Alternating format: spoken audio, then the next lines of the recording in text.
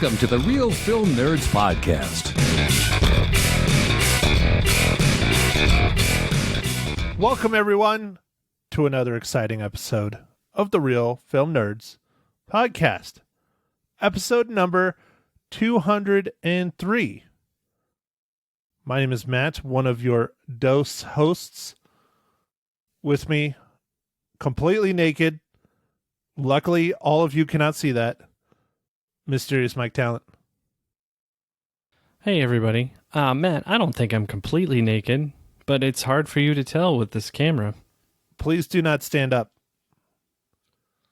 I do not need to see your wrinkly old man balls. All right. I won't stand up right now, Matt, but when this is ended, you watch out. I don't know if I'm the one that needs to watch out. Maybe your microphone needs to watch out. Maybe the camera. I don't know. You're going to break something. I'm scared. Well, we'll have to find out later, Matt. So what are we talking about today, Matt? Mike, I really don't want to find out ever. Please, no. Okay, Mike. Well, today we're talking about one of my picks. I saw this coming down the road a while ago. I think it was actually filmed even farther ago. It came out on TIFF in 2019. That's the Toronto International Film Festival, for those of you who do not know.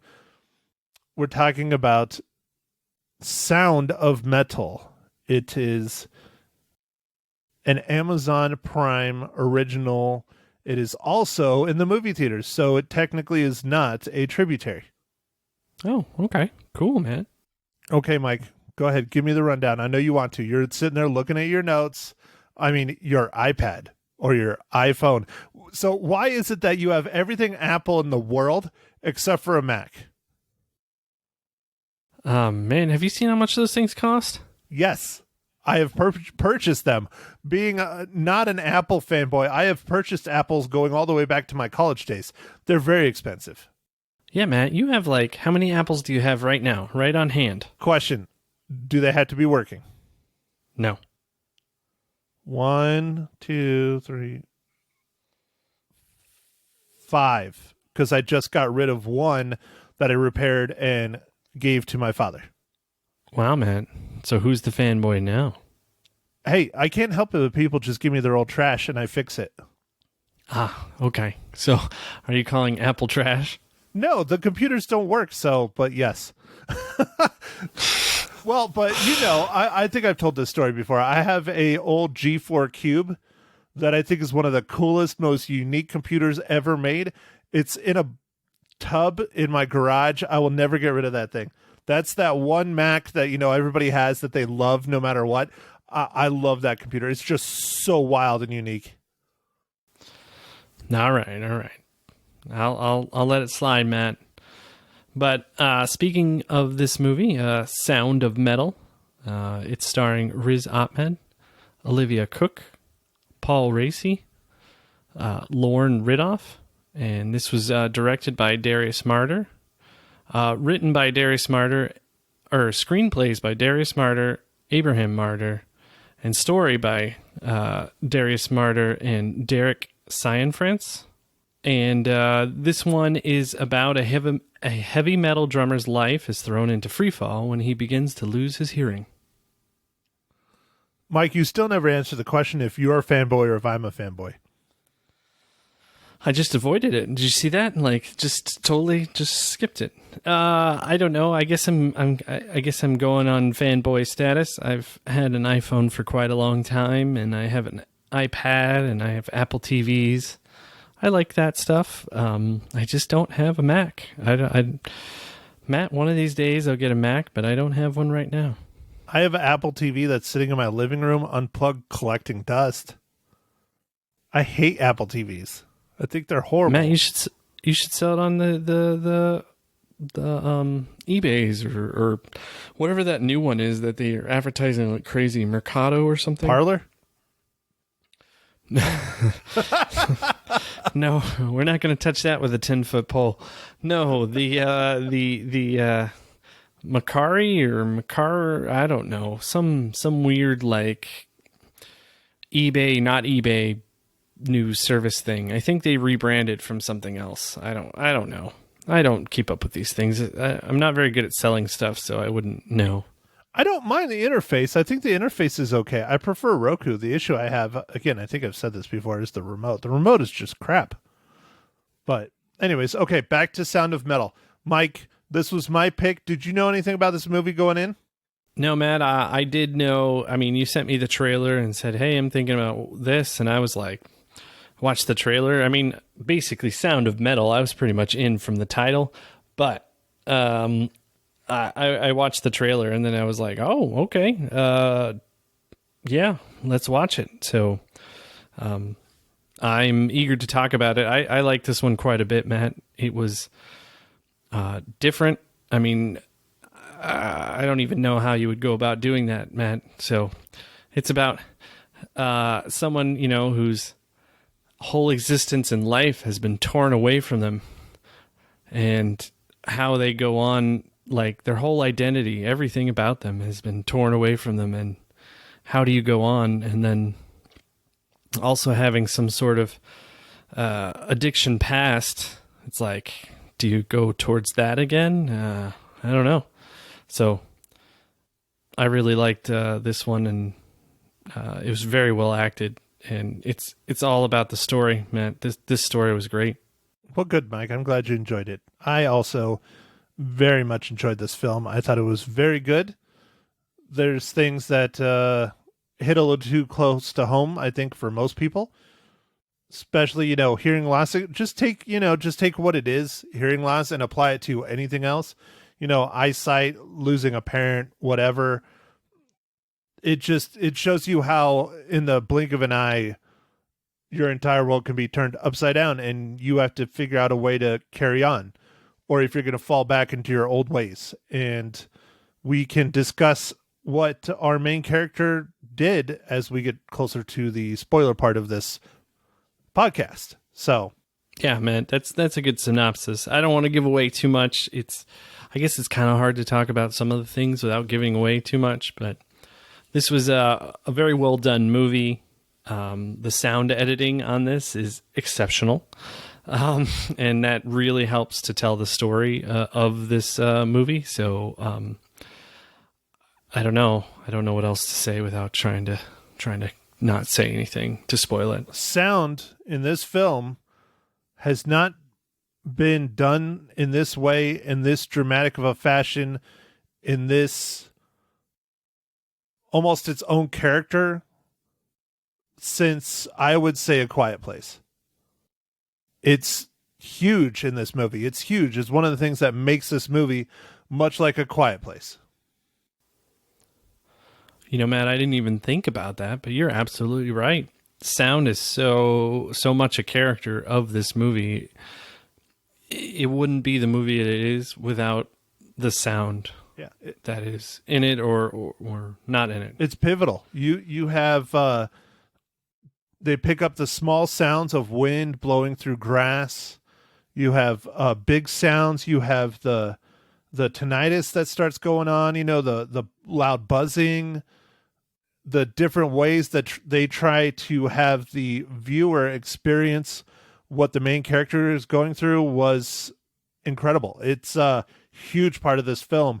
I wish I could have seen it maybe in a theater. I have a pretty good surround sound system, so I thought I did okay with that. It's not the world's best, but I was pretty happy with it. And so yeah, it would be nice to see it in the theater, but it wasn't a must for me. I think definitely having a good surround sound system makes a difference with this movie. Yeah, I agree. This is if possible, watch with a decent surround sound. It definitely enhances the experience of this movie. So, all right, Mike, we're quickly rushing through our podcast. So before we start getting into things, I think you have it in your hand. No, that's your iPhone. What's in your other hand? Ah, yes. Matt, what a great segue. What are you drinking today?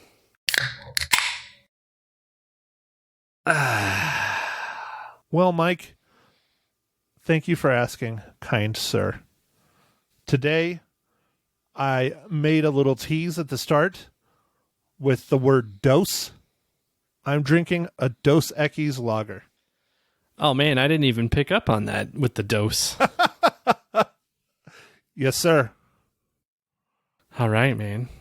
Good old Dos Equis. I have very fond memories of Dos Equis, especially when it's sitting outside at the beach over there in Mexico. Mexico? You mean Mexico? Yeah.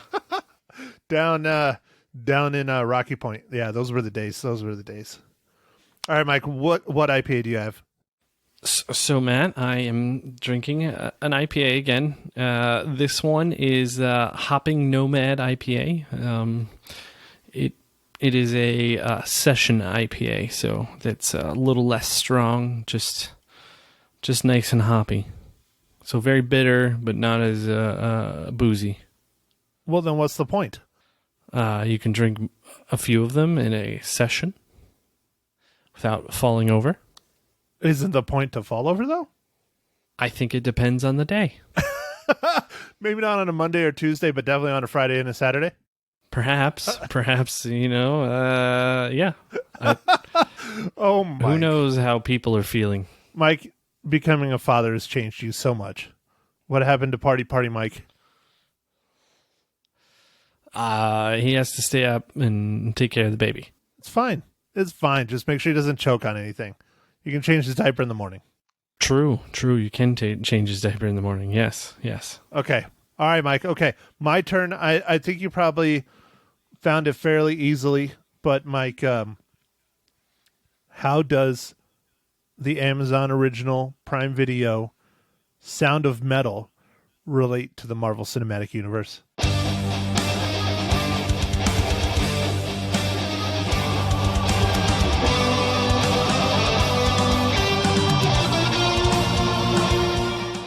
Man, I didn't find it easy at all. Like, is there somebody I didn't know about? Well, I mean, hold on. Let me go.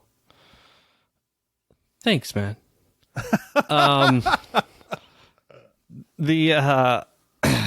person I found was in costume and wardrobe department, and his name is Stuart Gordon Tribble, and he worked on this movie and also the Avengers. So I thought Olivia Cook might have had a role in the MCU in some way, shape, or form. Or am I getting that confused with another movie? No, I don't. I mean, I don't think so. I'll double check again, but nothing jumped out at me. See, I'm getting it mixed up with Ready Player One. That's what it is. Ah, yes. So she was in Ready Player One. Yeah. Yes, she was the main love interest. Yeah, she was the female lead in Ready Player One. Yeah. Yep. Well, all right. Good job, Mike. I'm sorry for leading you astray. Oh, yeah. Well, that's okay, Matt. That's okay. I was a little worried because, when you start getting down to wardrobe and art department, things are starting to run a little thin on who's left on the movie. But I was able to find somebody, so it was good. Well, good, Mike. Good. Okay, so for those of you who have not listened to our podcast before, we are now in our spoiler territory. So if you do not want Sound of Metal to be ruined, go ahead and click off, because Mike and I are going to discuss all of it in its entirety. Oh, all right. Well, with that, Matt, where do we want to begin? I'm not. Let's see. I'm going to talk about, I really like, there's a scene in this movie where it's after they play a show and they're in the trailer or RV, Airstream. And they just like a normal morning for them is like, waking up, making smoothies, like doing some workouts, dancing. And I just really liked the fact that was in the movie because I felt like it helped establish who our characters were. Like a lot of these movies, I feel like rush to get to the story, get going with the story, and I felt it was really good character development for both of those characters. I think it helps show how much their love of music is imbibed in both their lives. It's not just they're in a band and they play music every night. It's all music all the time, surrounding them all the time. I mean, they have a mixing board in their RV. They have an entire rack of vinyl. They have turntables. They're listening to all kinds of different music. I mean, it's everywhere you look in their RV. Music is both of their lives. Yes, for sure. All that was in there as well. I like that. And like, you know, when I think of smaller groups or whatever that are trying to make it big, you know, I always thought about just having like a van and like a trailer behind them and just driving across the country. But an RV would make so much more sense because you could sleep there too. Yeah. Well, and especially that kick-ass little Airstream they had. That's a very unique one, man. I've never seen anything like that. Yeah, no, that was cool. They had it all set up. I memean, it's small and compact, but man, it was perfectly utilized for everything. I mean, he even had his drum set in there. Like, you're like, man, they got everything just wedged in there. Okay, so I don't want to get too dark, but one of my favorite scenes of the whole thing was towards the end, and it was the scene between Riz Ahmed and Paul Raci when they were discussing him going and getting the implants. Oh, yeah, no, that was a really good scene. And how it just had become a different addiction, and he's not accepting his life as it is. And he had a line in there. Paul Raci had a line in there about how, you know, you're not, deaf people aren't broken. You know, the world is, or something like that. I don't remember exactly what the line is, but you know. Yeah, it's not deaf people are not a, like, what did he say? Like disease or something that can be fixed. It's just like something that is, and you've kind of gone against our philosophies of this. And like, it was such a tough scene to watch because it was like, I guess the definition of like kind of tough love, because like he had really gotten to enjoy his company and all the stuff that they were, you know, kind of doing, because he was working with the deaf kids and doing different things, and it was hard to watch, you know.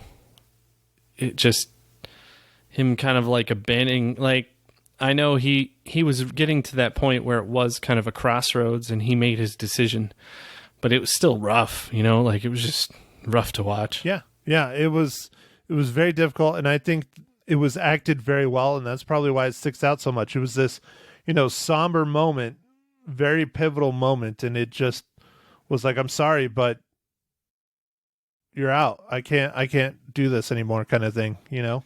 And I think it was as difficult for Paul's character as it was for Riz's character.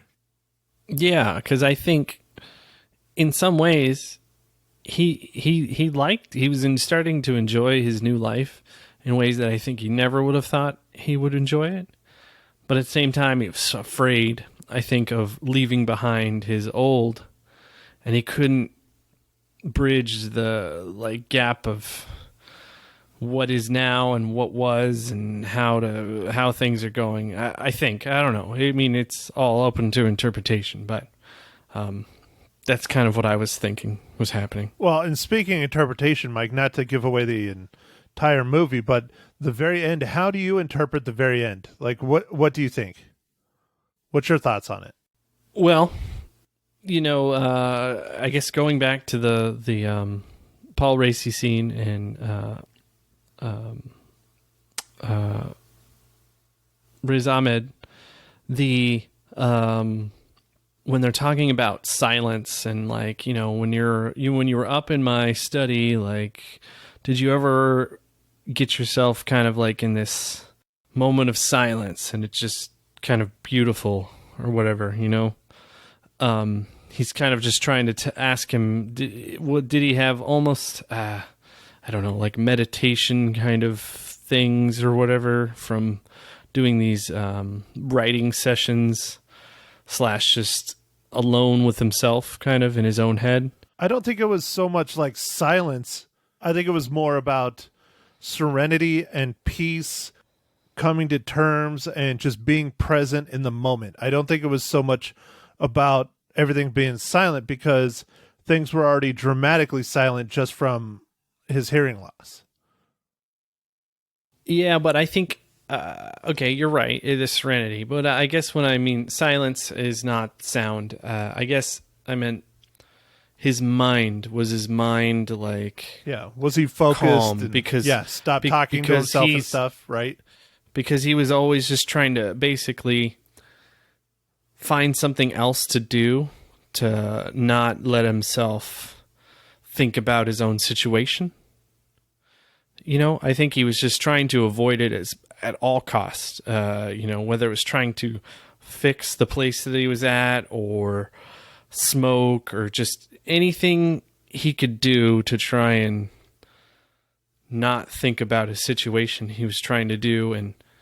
And Paul Raci's character was Joe was really just trying to like, no man, you've got to kind of, not embrace it, but you've got to at least accept it.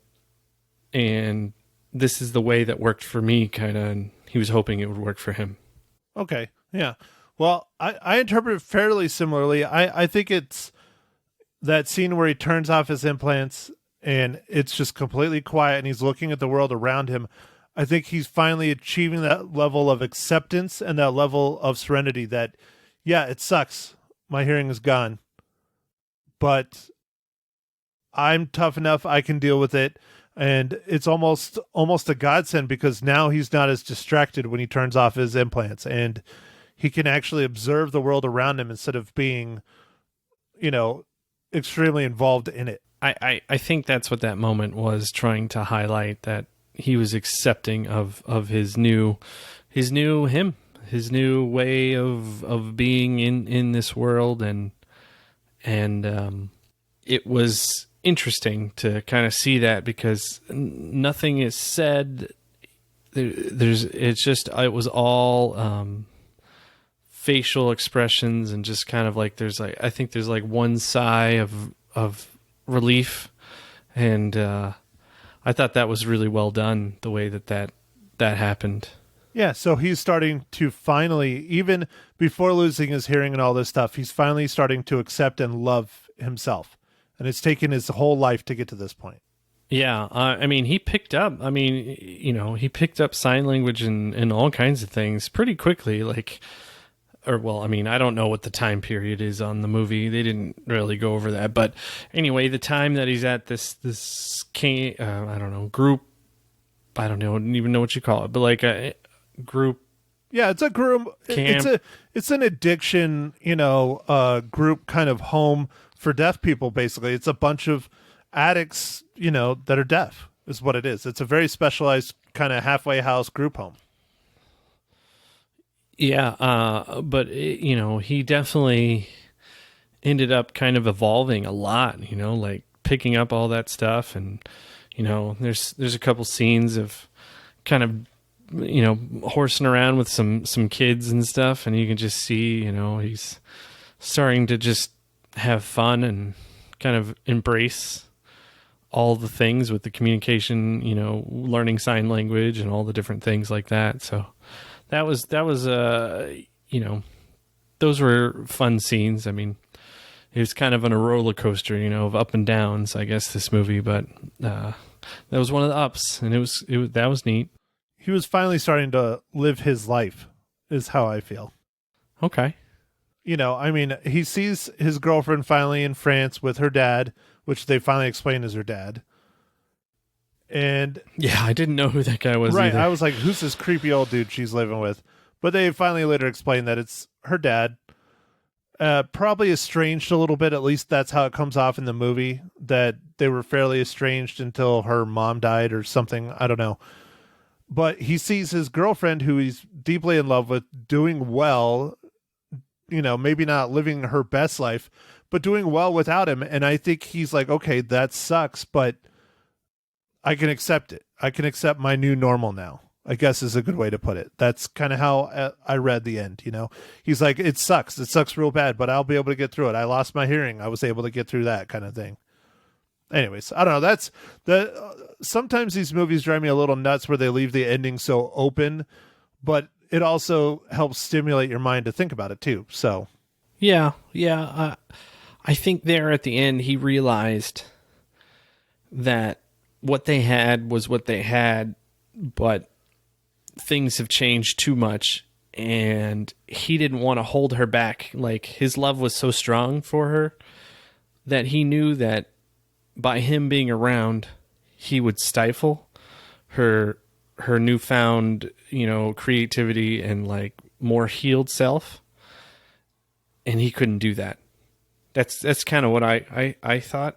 Like, she's repairing her relationship with her father now. She's been doing better. She's not as, I guess, cutting herself or whatever. She had some kind of addiction. I don't know if it was drugs as well, but she had something was up with her also. Oh yeah, to be a cutter, So, like, there was definitely something going on. Yes, so something. Yeah, they didn't explain, and they didn't have to, but they were both some sort of he was a heroin addict, she was some sort of addict. Together, they helped each other stop being addicts, put all their energy into music, and just roamed around the country in their Airstream and trying to make it big, kind of, and then, then the movie starts, I guess. Well, all right, Mike, before we get to our incredible, amazing, super stupendous giveaway, we got a giveaway for January. Woo! What a way to start the new year. 2021 has to be better than last year, right? Has to be. Can't be worse. It could be. What if the vaccine turns everybody into zombies? I don't know if that's worse. Okay. All right. Fair enough. Because at least they're not buying all the damn toilet paper. So, Mike, in the Walking Dead of 2021, would you be Rick or would you be Carl or would you be Michonne? Who would you be, Mike? Oh, man. That's a great question, man. I don't know. Who was Rick's partner guy that didn't make it for very long? He made it through through two or season three. Seasons, yeah. The guy who plays Punisher? Yeah, Shane. You'd be Shane? Yeah, I'd be Shane. You'd be the asshole guy that bangs out his best friend's wife? I guess when you put it like that, I don't know if that's the best way to go, but I don't know, man. I don't know who I'm going to be. I'm just messing with you. I don't know. I was just making a fun topic. I'd like to be Michonne, but in reality, I would be a guy that didn't make it past the first day. It'd be like Zombieland, in Zombieland when like they have the dude that like dies almost like immediately. That would just be me. Okay. All right. Yeah, I don't know who I would be in the 2021 apocalypse that is caused by the new vaccine. I'd like to think I would be the badass like Michonne or Woody Harrelson's character, but I know the truth. I'd be the guy that just lies down and just gets eaten inside a Walmart. Okay. In Walmart, Yeah. huh? It's very specific, Matt. Very specific. Maybe a Target, but I'm not fancy like that. So, okay. All right. I think you're the wrong gender for Target. wow. I didn't know it was gender biased to go into a Target. Okay, good to know. Note to self. I'm just saying it is much more geared towards women, or at least in my experience. Okay, all right. They get the better exclusives though when it comes to the Star Wars figures. Oh, that's something I didn't know, Matt. So there, I learned something today. And now you know. Reading Rainbow. Dude, knowing's half the battle, man. G.I. Joe. Go Joe. Okay, Mike. So I was going to throw some little bit of trivia about Paul Raci, who I think is one of the best actors in this film next to Riz Ahmed. Riz Ahmed is great. But Paul Raci, Mike and I were talking about it a little bit earlier, has been an actor for 30 years in Hollywood, since 1990. And this is his first leading role or major role in a movie. He's done a lot of bit parts in TV shows, but he's never had a full big time role. And he was incredible. I thought he was a great actor. And this role was practically written for him. He was raised by deaf parents. Both of his parents were deaf, so he hears perfectly fine, but he knows how to sign. And he still signs to this day. He's a metalhead. He's actually in a Black Sabbath tribute band, which I think is pretty awesome. That is awesome.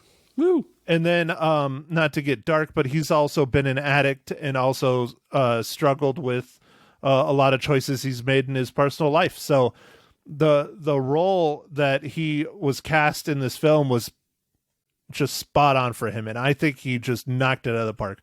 I would love to see this movie get nominated for lots of Academy Awards. I think it deserves it, in my opinion.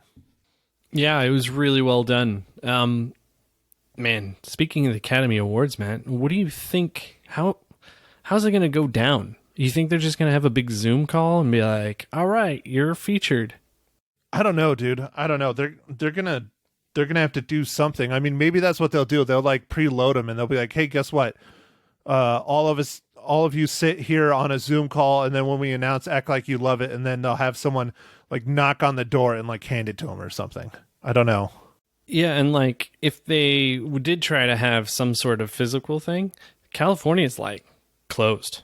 So where are they going to do it? California is super locked down. Well, bring it to Arizona. I mean, we already got the 49ers playing in the Cardinals Stadium, or we did until, football ended. Wow. Yeah, I don't know what they're going to do, man. Like, yeah.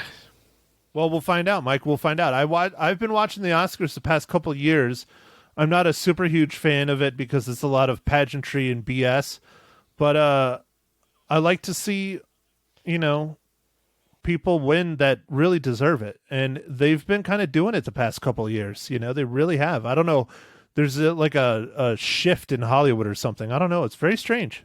Matt, speaking of the Academy Awards, did you watch Netflix's special Death to 2020? No, I have not watched that yet. I do want to watch it, but I heard it's kind of shitty. What'd you think? Was it good? It is hilarious, man. It's very sarcastic look at everything that has happened, and it's got our man in it, Sam L. Jackson, so it's good. Oh, hell yeah. He's my boy. Yeah. He's been in so many... I don't know.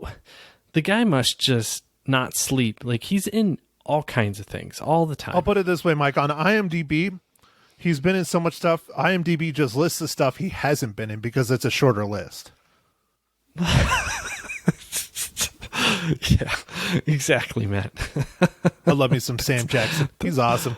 He's in it. Hugh Grant's in it, and it's just a very satirical look at the year that was 2020, and makes fun of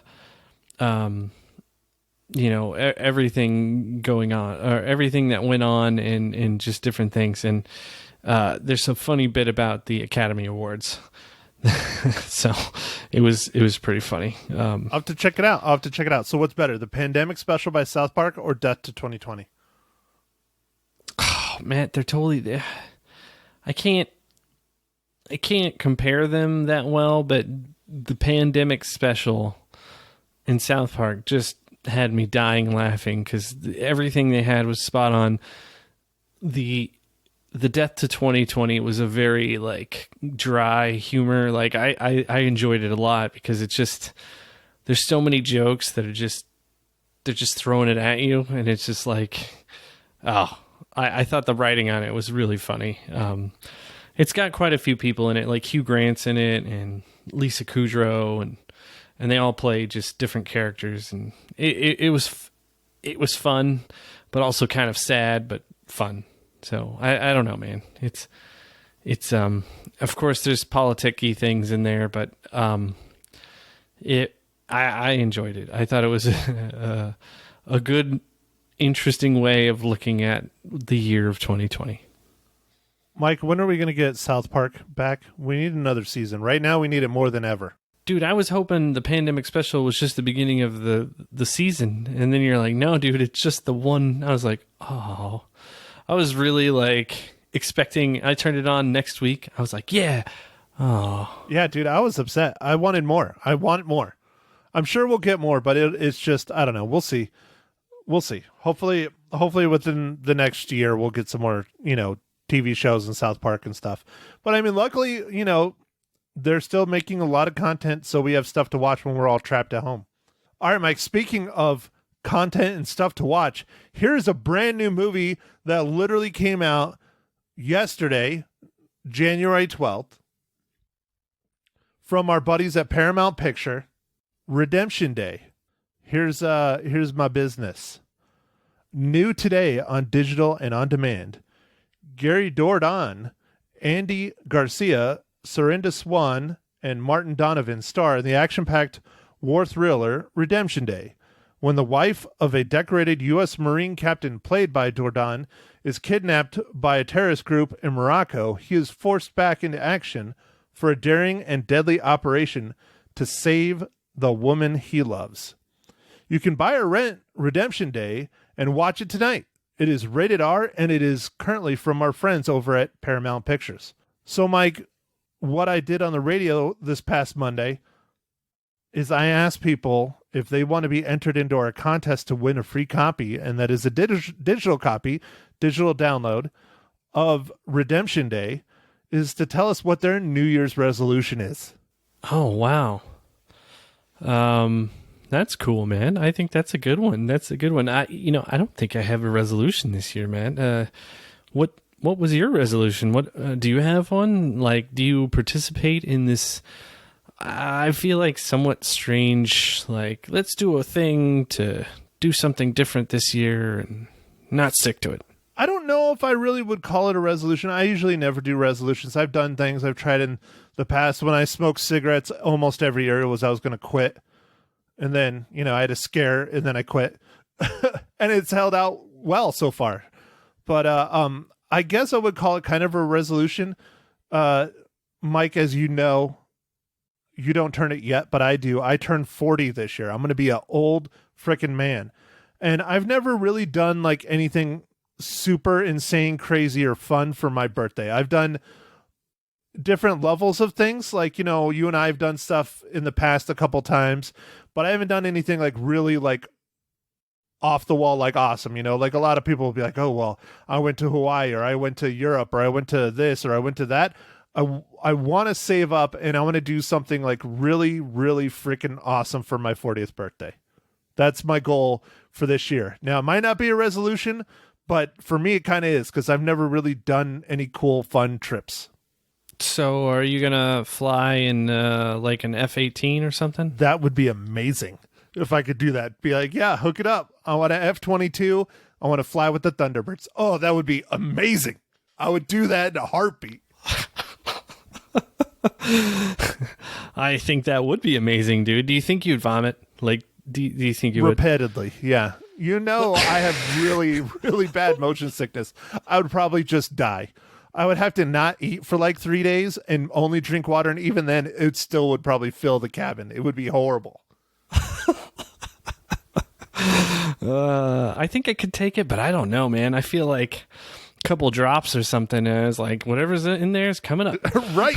Exactly. I mean, they really pull some serious cheese. Now, that's given if I can fit in the stupid thing. That's an issue. I mean, being 6'4", that's tough. It's tough, Mike. Well, I don't know, man. Maybe we can figure out something. But no, that'd be cool, man. That'd be a cool off the wall thing. I don't know if you can even figure out anything. I think you have to win stuff. Like I don't. Yeah, they don't hand out rights typically in fighter jets. No. Nope, they don't, Mike. They do not. But no, I'd like to do something to really mark the occasion, because I mean, my 30th birthday was horrible. It was one of the worst birthdays of my life. It was really bad. So I would really like to have a decent 40th. Yeah, I don't, my girlfriend always says, "Oh, you're so driven about milestones and all this other shit." And it's like, well, why not celebrate something that's big? 1 year anniversaries, birthdays, Christmas, especially right now. Why not celebrate? So I want to try and do something. I'll figure it out, but the finances need to dictate what I do. How's that? All right. I was going to say, like, why don't you do, and like basically everything I could say is shut down. So yeah, just try and invent something that'll be open. Exactly. Well, I think, I've always wanted to go to the Caribbean. I've never been. So I don't know how difficult it is or what's going on. I'm not thinking cruise, because that's all shut down. But like just going and like hopping, like doing island hopping or something in the Caribbean for like a week. That might be pretty fun. I don't know. That could be fun. The Caribbean is one of the few countries that is still letting U.S. citizens in. That's a positive. That's a positive there. So, because I believe there's still people traveling over there from the U.S. I heard somebody talking about it or something. I don't know. But you're right about the cruises, Matt. Who knows if they're ever going to, like, I don't know. I feel like cruises are kind of like little cesspools or petri dishes, I guess, of disease. So, like, in our current state, they're definitely not really... they don't want to push our luck, I guess. So I don't know when those are going to start up again. I don't know, dude. I've never been on a cruise because again, that first thing I keep talking about, money, but the second thing, the motion sickness. Now, granted, they're giant ships. I don't think I would get motion sickness, but I don't know if I want to risk it signing up and paying all this money and throwing up for a week. That doesn't sound great to me. Well, Matt, as someone who has recently went on a cruise for the first time, it was a lot of fun, and the motion sickness it wasn't a thing. The ships are so big; they have kind of like ballasts and different things to kind of go against it. So like you can feel some stuff, like a little bit of motion, but it's not like on your small boat or whatever, stuff. So I think you would be okay, Matt. But it was a lot of fun, and like it was also like anything that you want to do, they kind of like cater to like everyone. So it's like if you want to go see a comedy show, they have a comedy show.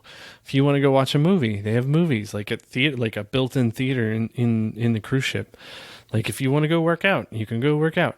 If you want to go play basketball, you can play basketball. If you just want to sit at the pool, you can sit. Like, it's weird. It's like they cater to everyone somehow.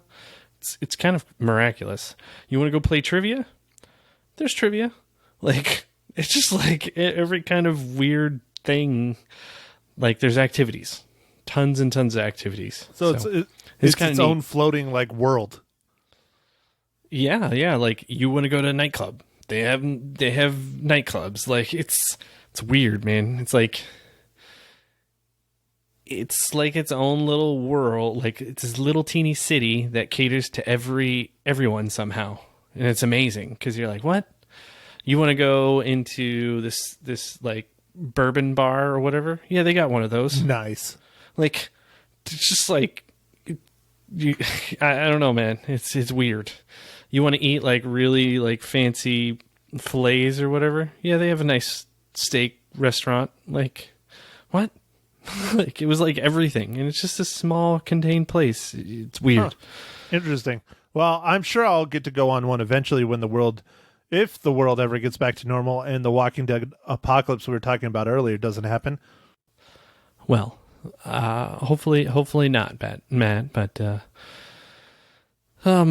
yeah, you can figure out something. I'm sure there's something you can figure out that would be fun for your 40th. I know.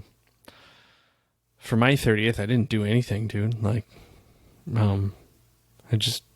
I think it was at work or something. I did nothing. Well, mine was nothing special. It was just, we were going to go to my favorite place. I'm a huge fan of seafood, so we're going to go to Red Lobster, and it was a giant ordeal with my girlfriend at the time, and it was a screaming match between me, my mom, my sister, and my ex-girlfriend. It was just a giant mess, and it was awful. And I don't want to get too much off topic into it, but it was just if it was just a normal birthday, fine, whatever, I don't care. But because it was so bad and so much screaming and just anger and hate when it was, my mom and my sister went out of their way to come up, it was just, I don't know. It sucked. So, all right, Mike, speaking of things that don't suck, how many reels do you give Sound of Metal? Oh, man. I'm going to give this one 4.5 reels. I mean, it's real close to a 5, but not quite. I don't know. So, for whatever reason, I'm giving it 4.5 reels. Wow, dude, the tides are definitely turning. Well, why? Are we the same? Or are you higher? What's going on? No, you're the nice one now, and I'm the mean one. I only give it 4 out of 5 reels. Oh, wow.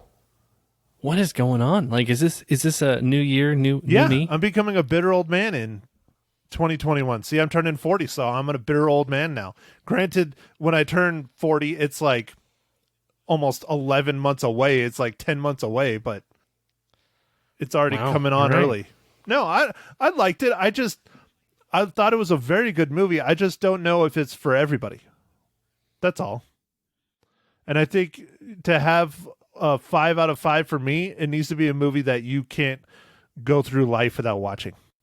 Okay, all right. That's a good point, Matt. That's a good point. Like, it's a must see in your mind if it's a 5. Yes, Gotcha. and this is up there. It's really close up there, but I think some people will get a lot more out of it than other people. Yeah. Oh, okay. All right. I could see that. Okay, Mike. So next week it is your pick. What are we watching, Mike? All right, man. So we are going to be going back on an old one here. This is a Keanu Reeves, what I think is a classic. A lot of people probably won't think this. We're going to be reviewing Johnny Mnemonic. So 1995's futuristic thriller about the low-techs and the corporations ruling the world. And the corporations in this new future, they hired the Yakuza to be their enforcers. So that's fun. Nice. So Facebook hiring the Yakuza. Yeah. Facebook and Google and Apple have the Yakuza as their sign. Part of the reason I wanted to review this, Matt, is I watched this the other day just to watch it, and I realized that it takes place in January 2021, and we're here. Uh-oh. So we got to watch out for Yakuza and Parlor hiring the Yakuza. You just have to keep putting Parlor in there, right? We have to watch out for memory implants and overloading them because, Matt, as I do, we overload our hard drives all the time and just stuff stops working. So we can't do that. We can't overload our memory implants that are for software. Like, wait, are they from the vaccine? No, but I do think it has something to do with 5G. Oh, yes. Damn it, Mike. Oh, we're getting silly and angering everyone now. See, it's okay when you anger both sides. It's not okay when you only anger one. It's fine. All right, so Mike, where can our listeners watch Johnny Mnemonic if they want to watch it? They can watch it on Amazon Prime right now, and I think you should watch it. It's a little bit ridiculous. I give everyone that, but Keanu Reeves' character does talk about an iPhone in it, and it's like 11 years before it came out or something. Oh, yeah, at least. Maybe even more. I don't remember the exact drop date of the iPhone, but it was early 2000s. It was like 2005, 6, 7, something in there. Yeah, it's 2007. 7? Okay. Yeah. See, fanboy. Full circle here, Mike. Full circle. Oh yeah, no, hey, Matt, that was good. That was good. It's not quite the iPhone, but he does talk about an iPhone. He's just talking about an EYE phone. Yeah, literally. So yeah, whatever. But yeah. So I think this is kind of a fun sci-fi, a little bit ridiculous, but it's got Ice-T in it.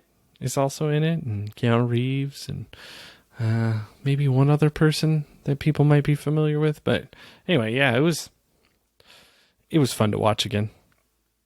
Well, all right, Mike. Well, I think that's it. Oh, I just remembered. Just thought of something. It's got Dolph Lundgren in it on his last feature film before The Expendables. That's a hell of a gap. Yeah, everything after that was like B movies or whatever, like the not feature films. So yeah, that's who else was in it. Dolph Lundgren. He's like some weird, I think he's called the Preacher. Like he is some interesting character. So everyone, I think this one's fun. It's different. It's some sci-fi tech kind of thing, and I don't know. I enjoyed watching it, and You get to see Keanu Reeves before he's Neo. Well, I still feel that Bill and Ted is Keanu Reeves' best role, but that's me. That's me. I do love my John Wick, though.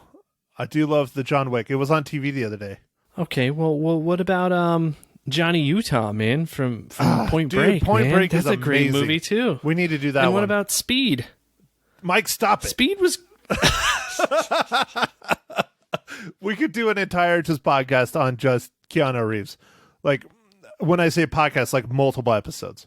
Maybe we should do that. We should have a spin-off called The Real Film Keanu Reeves. Yeah, we should have a Keanu Reeves month or something. We should like find out when his birthday is and just be like, this one's for you, Keanu. Okay, Mike.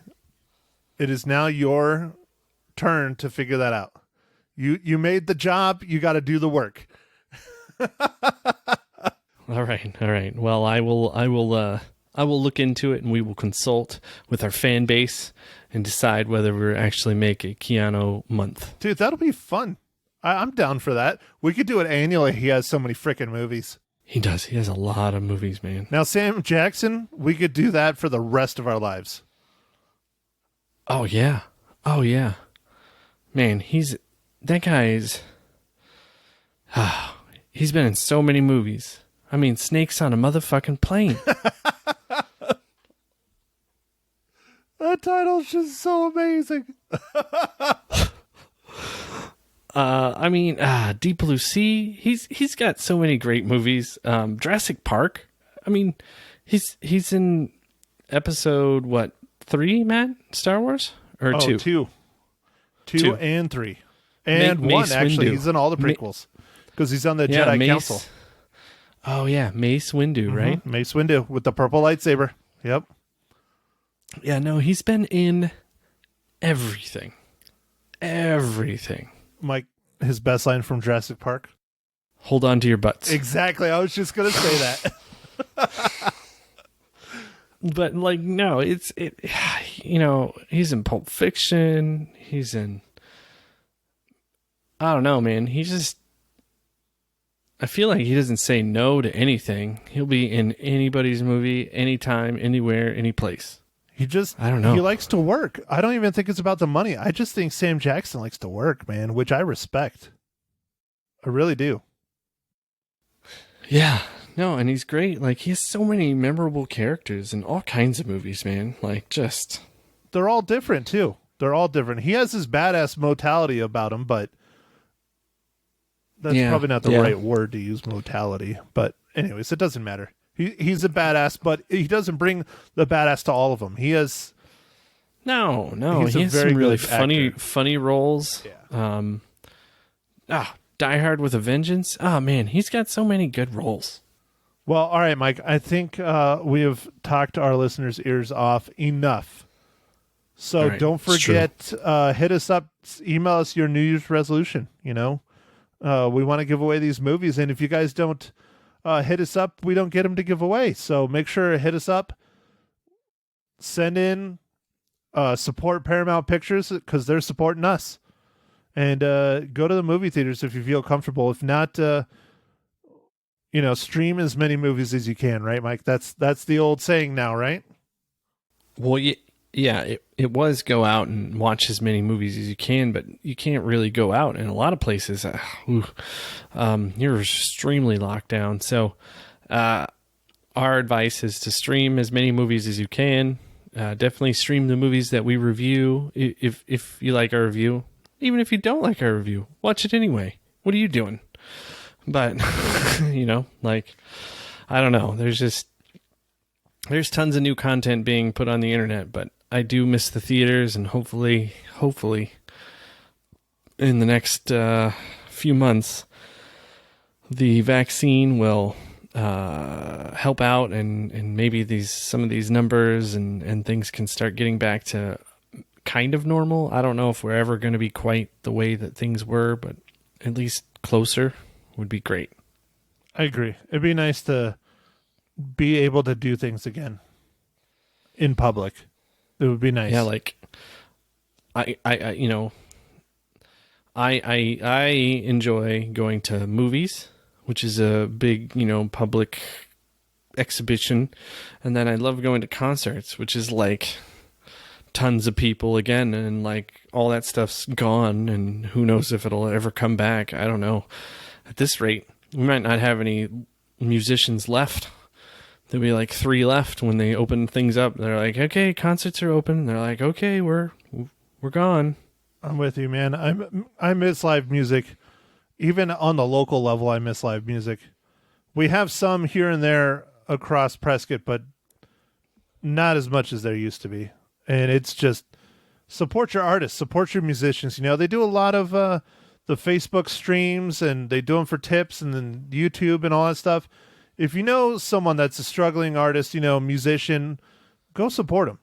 You know, no matter what their practice is, movies, acting, writing, photography, artwork, music, whatever, support them, because right now they really need it. They're really struggling more than ever. Yeah, everything like that. It's completely just standstill, and just stuff's going to be going out of business, man. I don't know. Like, it's going to be weird. Well, Mike, thanks for ending the podcast on a downer. Oh, how do we fix this, man? What do we do? Sunshine and rainbows? Unicorns pooping rainbows, flying through the sky with cats riding them.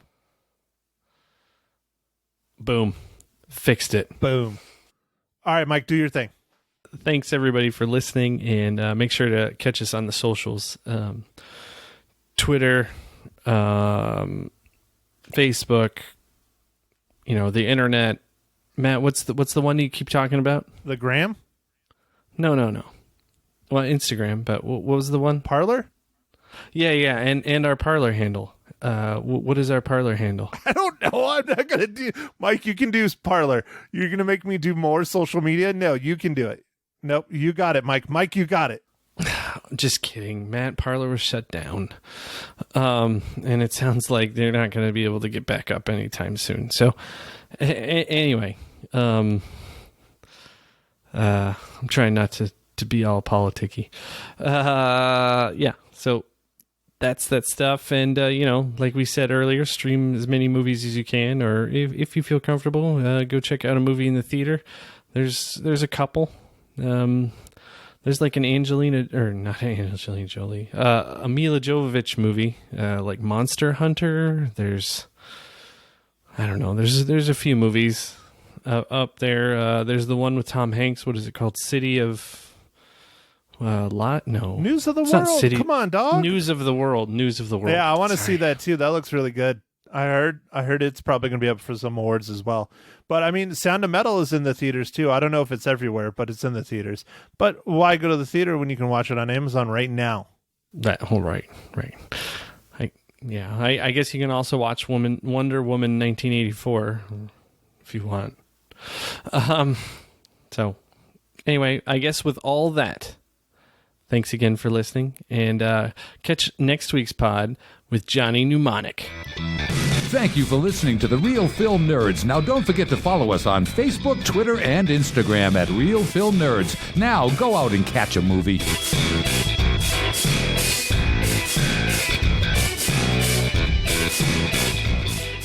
Good morning, Magic 99.1. How you doing there, Matt Hinshaw from the Real Film Nerds podcast? I'm doing wonderful, but not as wonderful as Tay-Tay. Tay-Tay is doing pretty darn good, isn't she? I mean, 5 years of number, that's insane.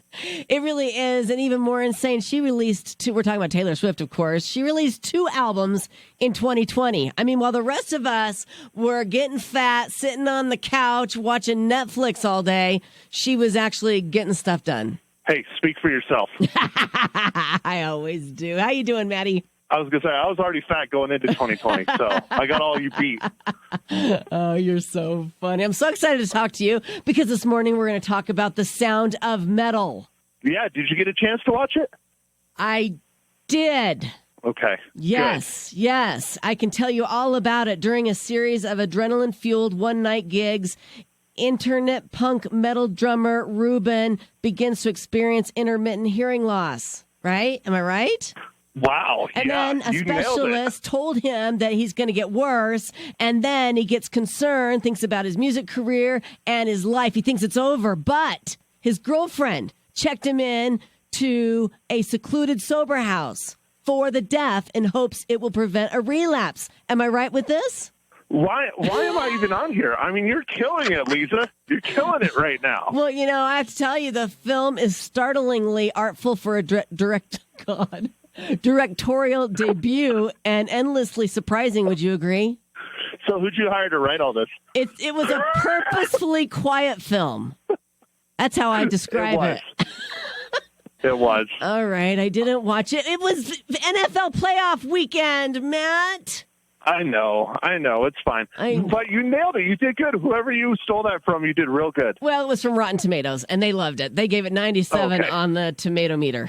I'll put it this way. I really enjoyed it, but I don't think it's a movie for everyone just because it hits really close to home. I'm a big metalhead. I'm a big lover of music. And I've been to countless very loud concerts without hearing protection. And it kind of, puts a little scare in you because one night he's perfectly fine and the next day he can't hear anything and his whole life is turned upside down immediately. Yeah, you know what? I can totally relate to that as well because my job, I have these headphones on, for a good 4 hours every single day, and they're cranked up, I have to say. So, yeah, we can all kind of relate to this story. Tell me more. It has a very abstract ending. It's a little sad at parts. Well, it's very sad at parts, a little sad. I mean, losing your hearing, but all the things outside of him losing his hearing start going awry as well. He does some things to try and help, and it makes things worse. It's very, very well acted. Riz Ahmed does a fantastic job. Olivia Cook, who plays his girlfriend, does a very, very good job as well. I highly recommend it, but again, it's not for everyone because the subject matter and how close to home it can hit. Okay, very good. How many reels are you going to give it? I give it 4 out of 5. 4 out of 5. Wow. I'm going to put it on my list for when football season's over to watch it for sure. Well, aren't the Cardinals already out? So why are you still watching? Well, because I'm a big Baker Mayfield fan, and I want the Browns to take the whole thing. Okay. Google it. All right. I'll let it slide. Google all that, Matt. Google it. The Browns. Now that's I'm teasing you.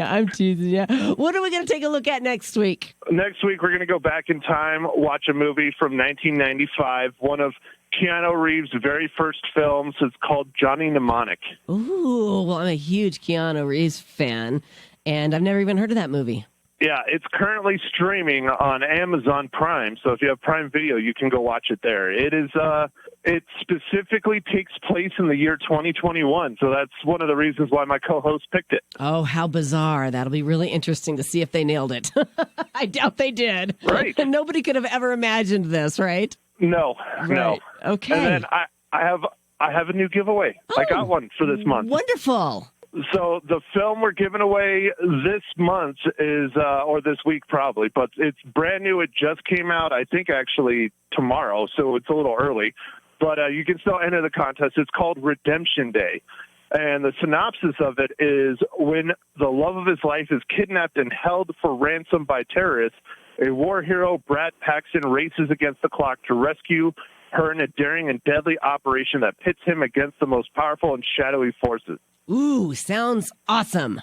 Yeah, it's an action movie for sure. It looks like a lot of fun. Action movie, revenge movie. So just email us at nerds@realfilmnerds.com if you want a copy. All right. Do they have to tell you anything specifically?